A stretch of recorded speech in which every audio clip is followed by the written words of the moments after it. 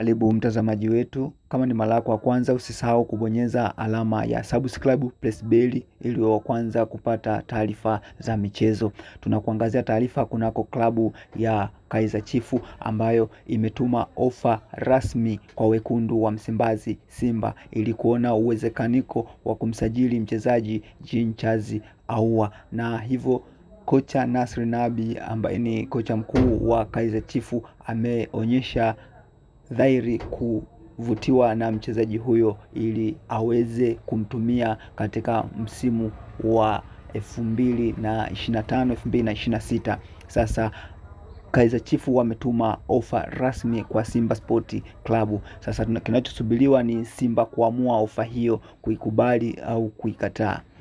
Basi ndugu mtazamaji wetu, endelea kubaki nasi kwa kubonyeza alama ya subscribe press bell ili wa kwanza kupata taarifa zetu za michezo.